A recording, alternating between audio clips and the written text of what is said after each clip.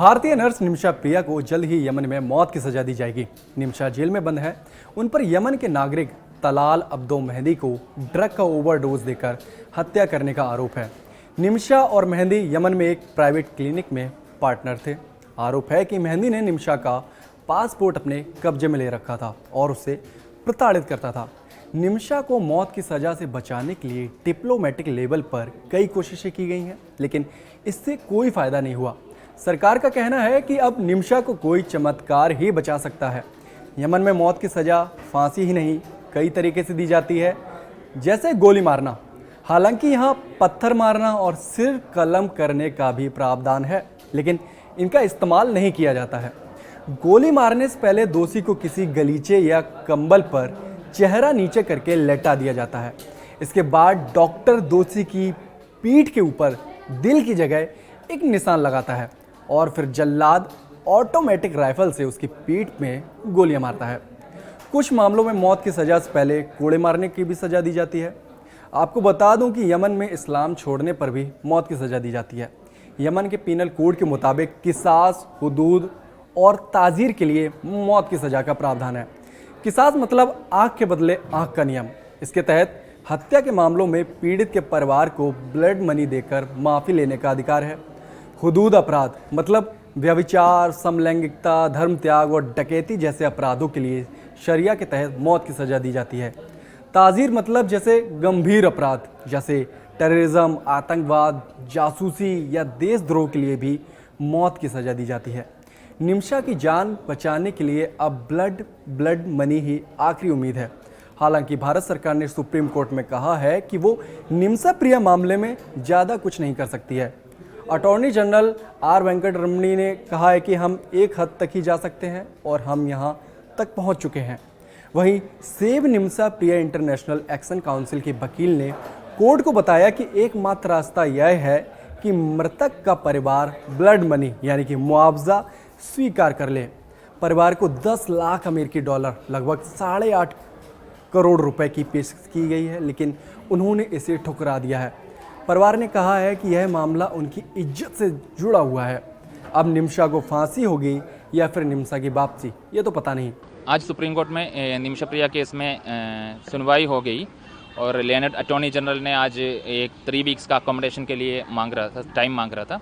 फिर हमने ये रिक्वेस्ट दिया है, अभी रिक्वेस्ट कोर्ट के सामने रखा है कि एक डेलीगेशन भेजने के लिए अभी 6 मेंबर का डेलीगेशन के लिए हमने कोर्ट को बोला है। 2 members from the petitioner organization Nimisha Priya international action council, 2 members from Markaz of Kanthapuram Abubakar Musliyar and 2 members from government of India.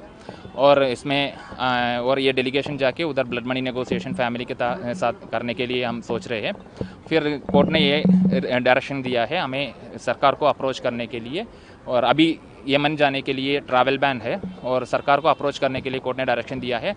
जब हम ये ऐसे एप्लीकेशन सरकार के पास रखेंगे वो पॉजिटिवली कंसिडर करने के लिए आज सुप्रीम कोर्ट ने गवर्नमेंट को डायरेक्शन दिया है। आपको बता दूं कि अरब देशों में मौत की सज़ा कई तरीके से दी जाती है। आज आपको बताएंगे कि अरब देशों में दी जाने वाली मौत की सज़ा यानी डेथ पेनल्टी किस तरह दी जाती है और हर देश में इसके क्या तरीके और क्या कायदे हैं। सऊदी अरब में मौत की सज़ा आमतौर पर सार्वजनिक रूप से सिर कलम करके दी जाती है। यहाँ हत्या, बलात्कार, ड्रग तस्करी और देशद्रोह जैसे मामलों में फांसी की सज़ा दी जाती है। फैसला शरिया कानून के तहत होता है। सज़ा कभी कभी भीड़ के सामने दी जाती है ताकि यह उदाहरण बने। सऊदी अरब दुनिया के उन देशों में से एक है जहां हर साल सबसे अधिक संख्या में मौत की सज़ाएं दी जाती हैं। इराक में मौत की सज़ा आमतौर पर फांसी देकर दी जाती है।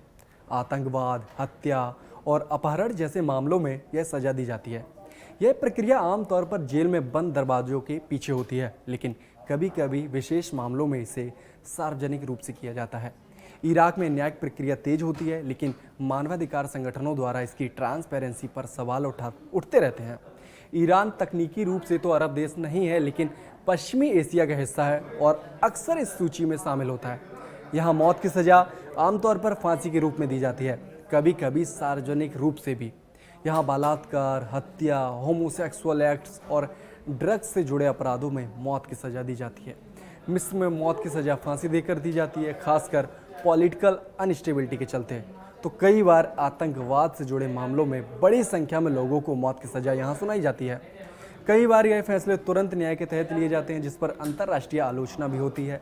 सीरिया में लंबे समय से गृह युद्ध और राजनीतिक अस्थिरता के चलते यहाँ मौत की सजाएं दी जाती हैं और यहाँ पर मौत की सजा फायरिंग स्क्वाड या फांसी के जरिए दी जाती है। कई बार बिना ट्रायल के भी लोग गायब हो जाते हैं और कहा जाता है कि उन्हें मौत की सज़ा दी गई है। यूएई में मौत की सज़ा कानूनी रूप से मौजूद है, लेकिन बहुत कम लागू होती है। आमतौर पर हत्या या गंभीर अपराधों में दी जाती है, बाकी सजाओं में नहीं। सज़ा के तौर पर फायरिंग स्क्वाड या फांसी दी जा सकती है, लेकिन अमल बहुत कम होता है। अब हर देश की अपनी कानूनी और सांस्कृतिक व्यवस्था है, लेकिन सवाल यह भी है कि क्या सज़ा का डर अपराध को कम करता है या नहीं। യമനിൽ നമ്മുടെയൊക്കെ ഇടപെടുന്ന സാമുൽ ജെറോമർ സാർ ഉണ്ട്. അതുപോലെ തന്നെ നമ്മുടെ ഇന്ത്യൻ മറ്റേ എംബസിയിലെ ആൾക്കാരുണ്ട്, നമ്മുടെ അഡ്വക്കേറ്റ് ഉണ്ട്. ഇവരെ കൂടിയാണ് ഇപ്പോൾ അവിടുത്തെ ഒരു കാര്യങ്ങളൊക്കെ ഇടപെട്ടുകൊണ്ട് ഓരോ കാര്യം നടത്തുന്നത്. അപ്പോൾ അവർക്ക് ചെയ്യാവുന്ന കാര്യങ്ങളൊക്കെ അവർ ചെയ്യുന്നുണ്ട്.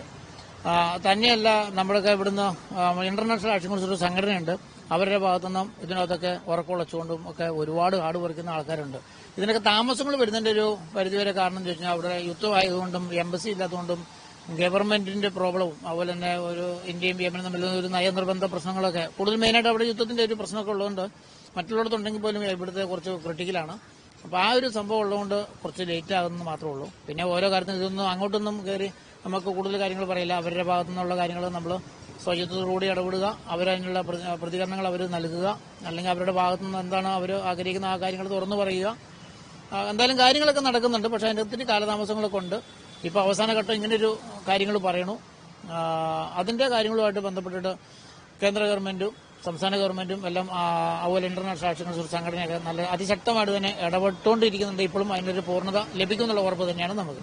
മരിച്ചുപോയ ആൾക്ക് അവരുടെ വീട്ടുകാര് ഒരു പരിമിതിയിൽ നിന്നുകൊണ്ടാണ് ഇവരെയൊക്കെ നമുക്കൊന്ന് കൂട്ടിയോജിപ്പിക്കാനോ അല്ലെങ്കിൽ അത് വേണ്ടപ്പെട്ട ആൾക്കാരെ ഒന്ന് കണ്ട് അവരുമായിട്ടൊക്കെ ചെയ്യാൻ പറ്റുള്ളൂ. കാരണം അവിടെ ഒരു യുദ്ധമുള്ളൊരു ഭാഗമാണ്. പിന്നെ അവരെ അവിടുത്തെ സാഹചര്യത്തിനനുസരിച്ച് ചെയ്യാവുന്നതൊക്കെ അവർ അവിടെ ചെയ്യുന്നുണ്ട്. അതിന്റെ ഒരു പൂർണ്ണമായിട്ടുള്ള വിവരം തരേണ്ടത് ഈ മരിച്ചുപോയ ആൾക്കാരുടെ വീട്ടുകാരാണ്. അപ്പൊ അവരെന്തു പറയുന്നോ അതാണ് നമുക്ക്. അപ്പൊ അവരെന്ത് പറയുന്നു പറഞ്ഞ് നമുക്ക് ഒതുക്കുന്ന രീതിക്കുള്ള ഒരു കാര്യത്തിലേക്ക് വന്നു കഴിഞ്ഞാൽ ആ കാര്യങ്ങൾ അവരെന്താണെന്ന് ആവശ്യപ്പെട്ട് കഴിഞ്ഞാൽ ആ കാര്യങ്ങൾ ചെയ്തു കൊടുക്കാൻ സാധിക്കും. സത്യമാണത്. എല്ലാവർക്കും അത് സാധിക്കുമെന്നുള്ള ഉറപ്പ് തന്നെയാണ്. ബ്ലഡ് മണി സ്വീകരിക്കാൻ തയ്യാറാണെന്ന് അവർ ചർച്ചകൾ നടക്കുന്നുണ്ട്. അതിന് ഫൈനൽ വിവരങ്ങൾ എനിക്ക് ഇപ്പം പറയാൻ പറ്റില്ല. അതിന്റെ കാരണം ചോദിച്ചാൽ ഇത് നമുക്ക് ഗവൺമെന്റിന്റെ ഭാഗത്തുനിന്ന് എംബസി ആളുകൾ ഇതിൻ്റെ അകത്ത് ഇടപെടുന്നുണ്ട്. എംബസിയിലെ ആളുകളുണ്ട്, നമ്മുടെ അഡ്വക്കേറ്റേഴ്സ് ഉണ്ട്. പിന്നെ അതിനുവേണ്ടി പ്രത്യേകം നമ്മുടെ ഇന്ത്യയിൽ നിന്നുള്ള ഒരാളാണ് നമ്മുടെ സാമുൽ ജെറോം.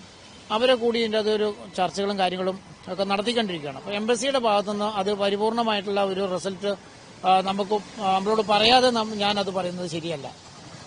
കാരണം അവർ ഒരുപാട് കഷ്ടപ്പെടുന്ന ആൾക്കാരാണ്, അതിനുവേണ്ടി ഒത്തിരി എഫർട്ട് എടുക്കുന്ന ആൾക്കാരാണ്. അപ്പോൾ അതുകൊണ്ട് അവർ എന്തായാലും ഒരു പൂർണ്ണതയിലേക്ക് വരും എന്നുള്ള വിശ്വാസം ഞാൻ നിൽക്കുന്നു. പക്ഷെ അതിന് എവിടം വരെ ആയി എങ്ങനെയാണെന്നൊന്നും നമുക്ക് പറയാൻ പറ്റില്ല. അതിനുവേണ്ടി അത്ര റിസ്ക് എടുക്കുന്നുണ്ട്. അതുകൊണ്ട് ഞാനിപ്പോൾ ഇവിടെ വന്നിട്ട് ഈ നമ്മുടെ ഗവർണർ സാറിനെയൊക്കെ കണ്ടു പറയുന്നതിന്റെ കാരണം എന്താണെന്ന് ചോദിച്ചാൽ അതുപോലെ എംപിമാരെ MLA-മാരും ഞാനിപ്പോൾ എല്ലാവരും പേര് പറയുന്നില്ല, അങ്ങനെയുള്ള ഒരുപാട് ആൾക്കാർ ഇടപെടുന്നവരും അതോട് തന്നെ ഒത്തിരി പേര് ഇതിനു വേണ്ടി പ്രവർത്തിക്കുന്നവരുമുണ്ട്, പ്രാർത്ഥിക്കുന്നവരുമുണ്ട്. അപ്പം നമുക്ക് അതിനെല്ലാം ഒരു ഫലം ഉണ്ടാവട്ടെ എന്നുള്ള രീതിയിൽ നമുക്ക് ആവുന്ന പോലെ എല്ലാവരും കൂടി ഒത്തൊരുമയോട് കൂടി ശ്രമിച്ച് നമ്മുടെ കേന്ദ്ര ഗവൺമെന്റിന്റെ വിദേശകാര്യ മന്ത്രാലയവും നമ്മുടെ പ്രധാനമന്ത്രിയൊക്കെ കൂടി അതിശക്തമായിട്ട് ഇതിനകത്ത് ഇടപെടണമെന്നാണ് എല്ലാവരും പറഞ്ഞത്. അതോടൊപ്പം ഞാനും പറയുന്നത് ഇത് തന്നെയാണ്. അതിലൂടെ നമുക്ക് എന്തെങ്കിലും ഒരു പരിഹാരം കാണാൻ സാധിക്കുമെന്നുള്ളത് നല്ല ഉറപ്പ് എനിക്കുണ്ട്.